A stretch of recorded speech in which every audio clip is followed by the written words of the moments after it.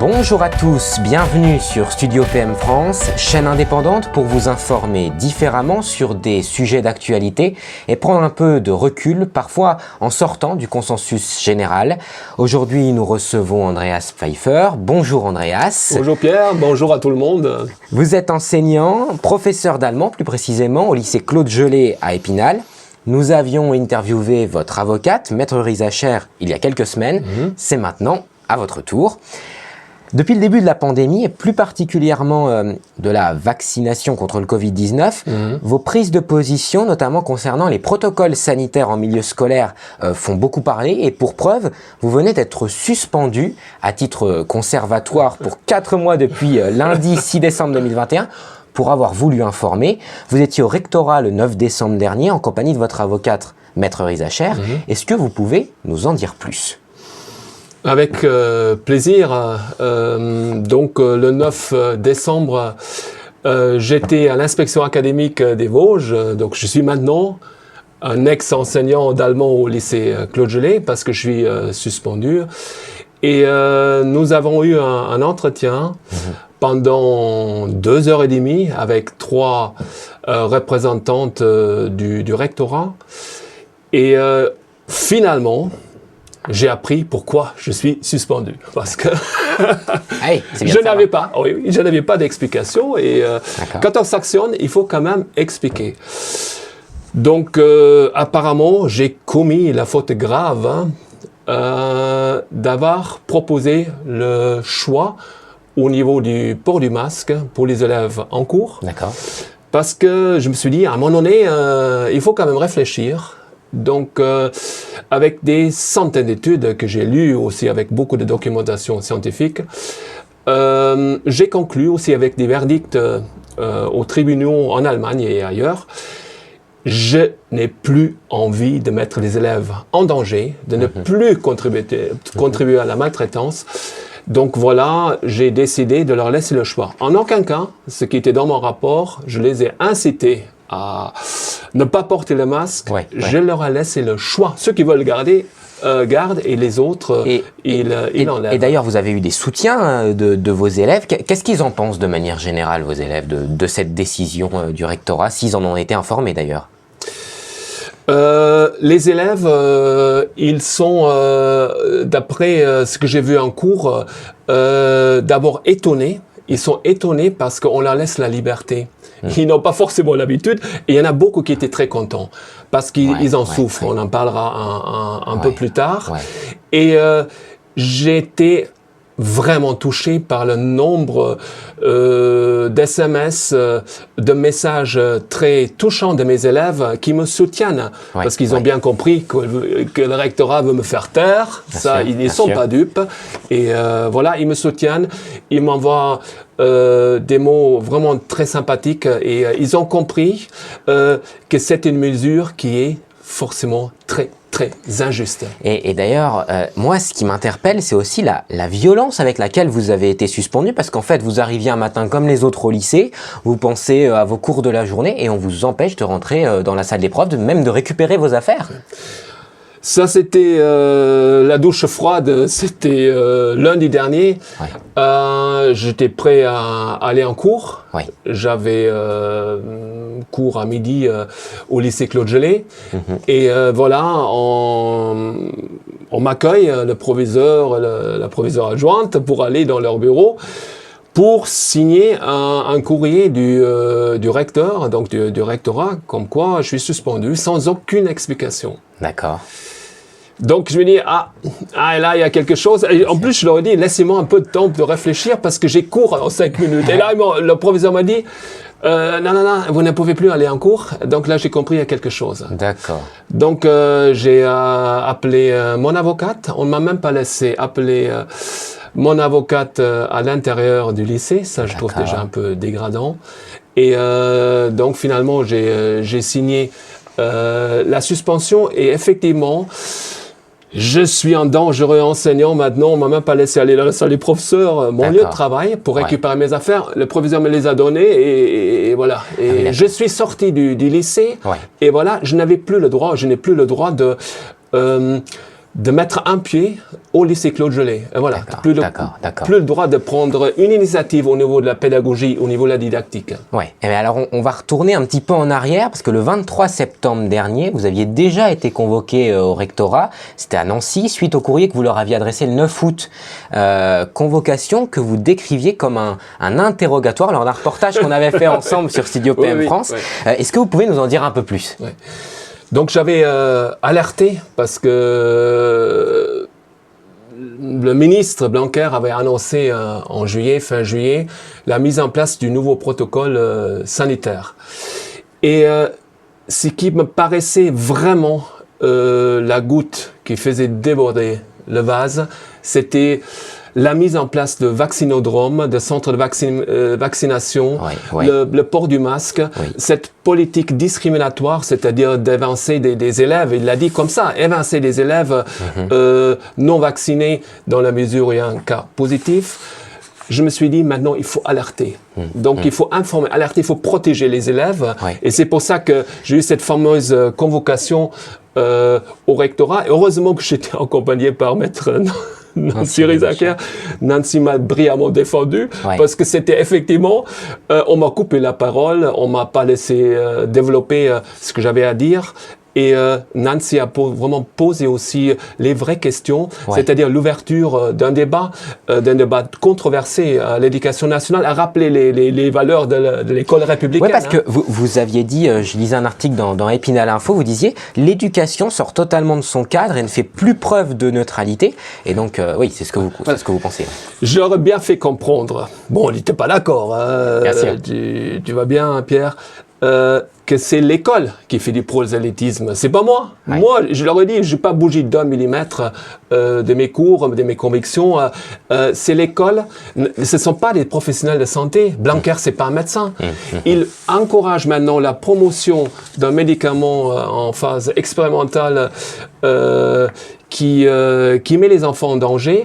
Mais ce n'est pas possible. Donc, on quitte un terrain éducatif, pédagogique, et on va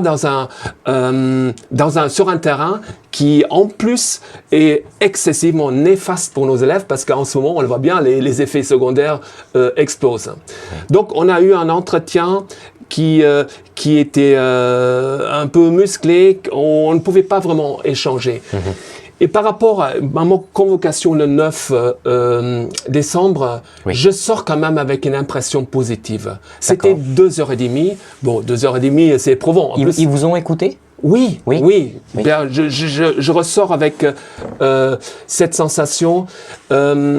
Et je suis même reconnaissant parce que pendant 2h30, on peut développer les choses. Par contre, j'avais dit tout de suite, on m'a coupé au début, je veux dire, si on ne me laisse pas développer, c'est-à-dire, c'est pas même pas mes points de vue, les études scientifiques, je m'arrête là, je sors et je parle avec la presse. Donc, j'ai annoncé aussi un ton et au bout d'un moment, bien sûr, mes interlocutrices se sont réfugiées derrière les ordres, l'obéissance, etc. Mais au bout d'un moment, on a parlé de la pédagogie, on a parlé de nos missions, on a parlé aussi de l'aspect humain et on pouvait s'entendre sur certaines choses. Bon, bien sûr, ce que je regrette, c'est qu'il n'y a aucune ouverture dans l'éducation nationale d'ouvrir un débat sur l'injection avec des scientifiques indépendants et d'apporter quelque chose. Donc ce qu'on comprend et qui vous inquiète aussi un peu également, c'est carrément une sorte de censure ambiante, un petit peu presque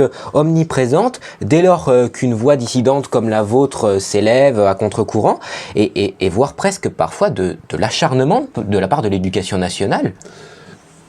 Effectivement, la censure, malheureusement, elle est omniprésente.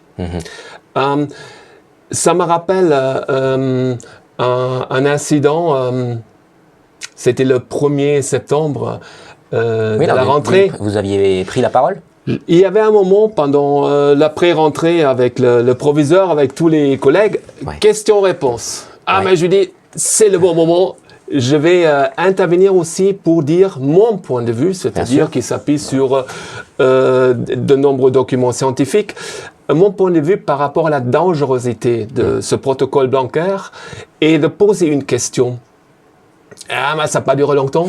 Ça n'a pas duré longtemps. J'étais en train de rappeler tout ce qui est discriminatoire et aussi tout ce qui viole les traités européens, la Convention internationale des droits de l'enfant aussi. Ouais. Cette convention est violée dans tous les articles par rapport à ce protocole. Et là, on m'a fait taire et la discussion a été arrêtée. Et ça, c'est dommage. Parce que c'était comme avec l'entretien, l'inspection au rectorat. Je viens comme quelqu'un qui veut discuter, qui veut interroger, et voilà, c'était pas possible, malheureusement. Et on le comprend, et vous le rappelez d'ailleurs, il faut le dire, votre combat, vous le menez pour la santé des jeunes, et aussi de vos élèves, aussi bien mentale que physique.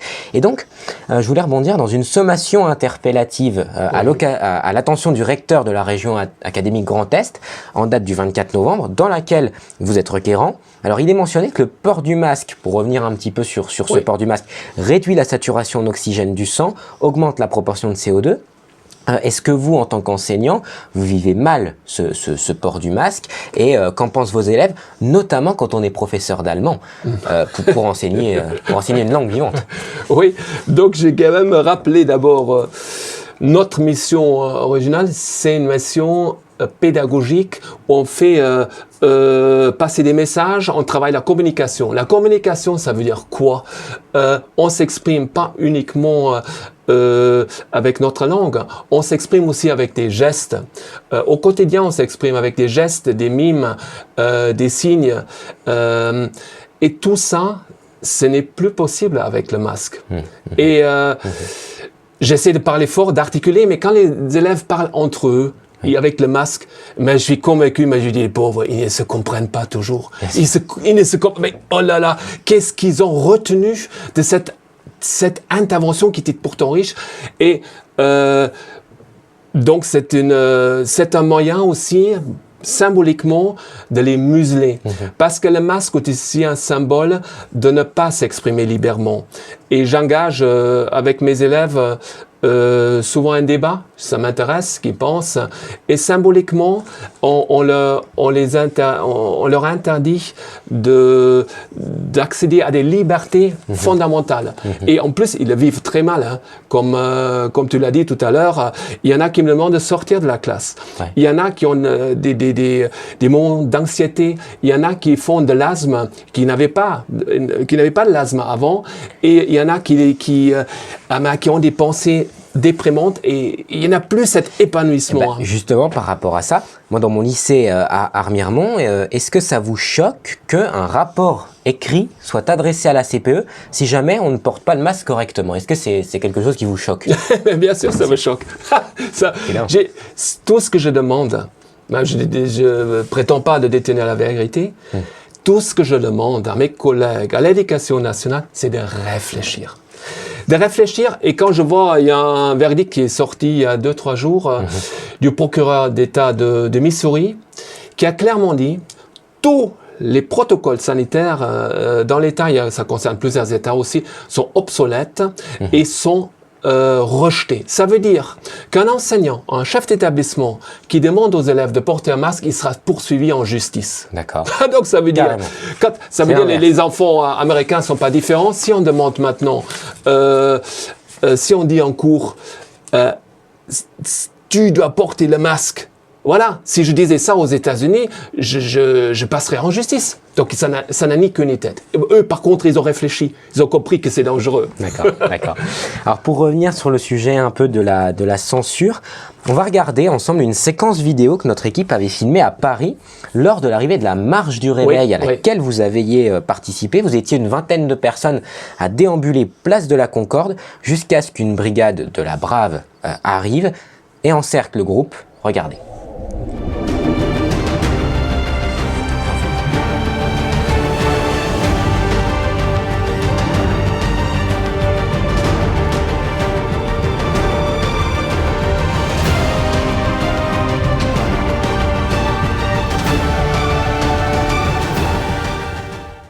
Voilà, donc votre épouse était présente également. Cette marche qui avait pour but de rejoindre Épinal à Paris à pied, avait pour but d'informer la population. Bon, elle était pacifiste, bien sûr. C'est un bel exemple de censure. Comment on le vit quand on se retrouve encerclé, presque comme un criminel finalement? On s'est dit, on ne s'est pas trompé. On ne s'est pas trompé parce que on est parti depuis le 30 octobre pour interroger sur la perte de nos libertés. Pour parler, pour échanger avec les citoyens, pour présenter des scénettes. Il y avait aussi Nancy Riesacker, maître Nancy Riesacker, qui a informé quotidiennement les citoyens sur le droit des questions d'ordre juridique. Et on était accueillis comme vraiment des dangereux criminels parce qu'on chantait notre hymne de liberté que notre troubadour Olivier avait écrit il y a 30 ans maintenant. Et on se sent, comment dire, un peu opprimé. On ne comprend pas d'abord ce qui se passe et ils se réfugient, c'est ça qui est grave. J'ai fait un petit parallèle avec l'éducation nationale. On se réfugie derrière les ordres, même si les ordres sont insensés, irresponsables, inconscients. Il faut obéir. Et ça, c'est grave. Avant d'obéir, il faut quand même réfléchir. Et ma femme Clotilde, qui était là, elle a dit à un des policiers de la Brave, et si on vous demande de tuer votre propre femme, si c'est un ordre, vous dites quoi? Vous faites quoi? Alors ça les a laissés sans commentaire, mais on était aussi dans un esprit non violent. On s'attaque pas à des personnes, on s'attaque à un système. C'est-à-dire un système qui ne réfléchit plus et qui nous amène droit dans le mur avec une violence, une brutalité inouïe. Donc on parle avec les policiers, mais ça nous a quand même choqués. En plus, tout le monde a une amende maintenant. C'est-à-dire avoir une amende pour avoir chanté, mais on est où maintenant dans le pays des droits de l'homme? D'accord. C'est quand même assez incroyable. Et est-ce que, ce sera ma dernière question, pour revenir sur la liberté du coup en général, c'est un sujet évidemment qui nous tient tous à cœur, surtout en France. Est-ce que vous constatez presque une sorte d'hystérisation de la société dès qu'on parle de la pandémie? Est-ce que de la part de vos supérieurs, par exemple, ou même de manière générale, est-ce qu'on manque pas un peu tous d'ouverture d'esprit, que l'on soit pour, que l'on soit contre une mesure gouvernementale? Comme vous le disiez, est-ce qu'on manque pas aussi parfois d'arguments et de débats? C'est le cœur du problème. C'est le cœur du problème. Nous avons parlé tout à l'heure de la censure. Tous ceux qui ont une parole discordante sont actuellement censurés ou voire même jetés en prison. Je pense à des grands personnages, des grands scientifiques comme le professeur Perron, qui était pendant 15 ans. Interviewé d'ailleurs sur cette il chaîne. est formidable. Qui a été pendant 15 ans le président du Haut Conseil de la Santé en France, qui a conseillé le gouvernement sur la vaccination, ou Alexandra Henrienco, de la grande généticienne, qui était la directrice de l'INSERM. Tous ces gens-là on les fait passer pour des complotistes ou pour des gens qu'il ne faut plus écouter. Et c'est ça qui est grave. Ni dans l'éducation nationale, ni dans la société, il y a un effort de faire un débat avec des scientifiques indépendants, mais pour réfléchir. Ça veut dire on n'impose pas un point de vue comme c'est fait par le gouvernement. Et c'est excessivement grave parce qu'on pense aussi à injecter les 5 à 11 ans. Pour moi, c'est gravissime, c'est même un crime. Donc, au moment où c'est grave, où on met aussi des soignants qui ne sont pas d'accord dehors, il faut réfléchir, ouvrir un débat. Ouvrir un débat avec tout le monde, mais un débat, c'est comme en cours, un débat riche. Moi, j'écoute beaucoup ce que les élèves m'en disent, ça m'inspire pour mes cours, pour ma progression, et j'essaie d'élargir le plus possible dans le domaine artistique, écologique, dans le domaine international. C'est ça qu'il faut retrouver, et ce qui est important aussi, ça recrée les liens. Il ne faut pas séparer les gens, il faut recréer le lien, cultiver la joie de vivre, la tolérance et aussi la fraternité. Et c'est tout ça qui est en jeu, qui est en cause aujourd'hui.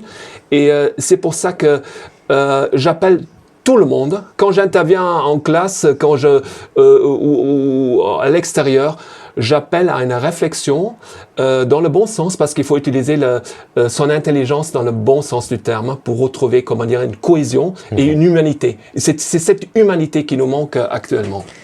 Eh bien, merci. Merci Andreas. Avec plaisir. Hein. Merci d'avoir accepté cet entretien pour Studio PM France. Merci à vous de l'avoir visionné. N'hésitez pas à vous abonner à notre chaîne pour nous permettre de continuer de vous informer comme nous le faisons, parce que la liberté et la pluralité des opinions, c'est la démocratie. À très vite. Exactement. Merci.